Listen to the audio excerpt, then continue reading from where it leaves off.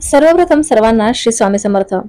21 ते 31 मार्च स्वामी प्रकट दिनाविषयी विशेष सेवा आपल्याला करायची आहे। स्वामी प्रकट दिन हे 31 तारखेला आहे आणि विशेष सेवा आपल्याला करायची आहे।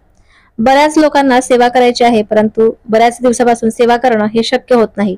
परंतु आता शेवटची संधी आहे ती 21 ते 31 मार्च, म्हणजे 11 दिवसांची सेवा तुम्हाला जी पण कुठली वाटेल ती तुम्ही करू शकता। महाराजांची सेवा कधीही मोजून मापून करू नका, हे मी नेहमीच व्हिडिओ सांगत असते। कारण ज्या वेळेला महाराज आपल्याला देतात त्यावेळेला कुठलीही गोष्ट आपल्याला मोजून मापून देत नसतात, त्यामुळे महाराजांची सेवा सुद्धा मोजून मापून करू नये।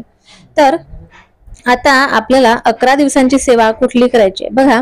आपण स्वामी चरित्र सारामृत हे नित्य सेवेमध्ये रोजच्या रोज आपण पठण करत असतो, परंतु ज्या वेळेला आपण 21 ते 31 मार्च ही सेवा आपण करत असतो त्यावेळेला बघा, म्हणजे 11 दिवसांची ज्या वेळेला आपण सेवा करतो, म्हणजे 11 पारायण ज्या वेळेला आपण करतो त्यावेळेला संकल्पयुक्त जर का तुम्ही पारायण करत असाल तर तुम्हाला ह्याचे सर्व अटी आणि नियम लागू राहतील। परंतु तुम्ही फक्त सेवा संकल्प रहित करता, म्हणजे संकल्प सहित नाही, संकल्प रहित करता, त्यावेळेला तुम्हाला कुठले सेवेचे अटी आणि नियम लागू नाही।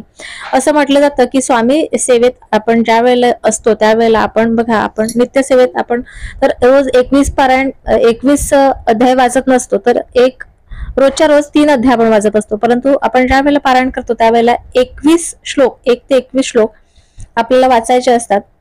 1 ते 21 अध्याय आपल्याला वाचायचे असतात, त्यामुळे आपल्याला एका बैठकीतच वाचायचे असतात। त्यामुळे हे रोजच्या रोज तुम्हाला 1 ते 21 अध्याय वाचायचे, एक पुस्तक म्हणजे टोटल आपलं पूर्ण होतं असं एक पारायण आपल्याला करायचं आहे।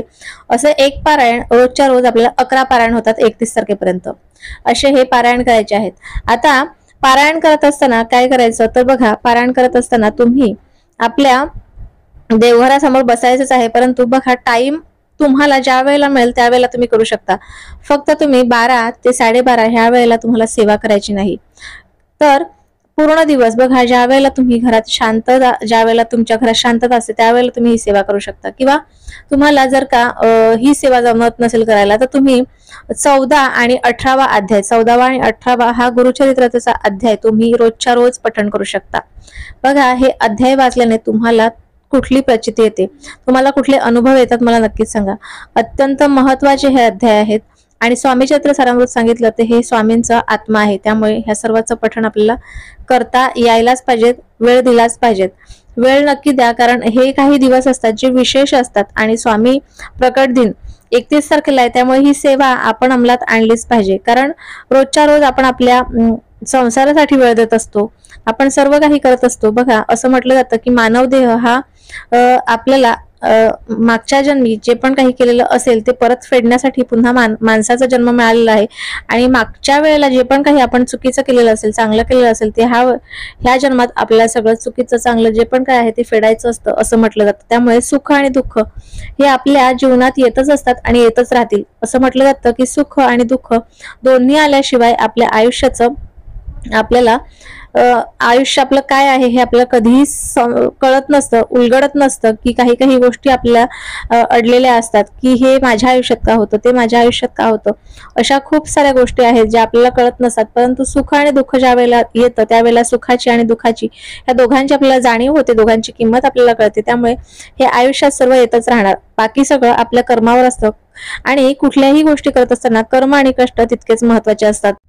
ज्या वेळेला तुम्ही संकल्पयुक्त सेवा करत असाल त्यावेळेला तुम्हाला नारळ खडीसाखर महाराजांच्या केंद्रात किंवा मंदिरात तुम्हाला जाऊन ठेवायची आहे, नसेलच तर तुम्ही आपल्या देवघरात ठेवलं तरीही चालेल।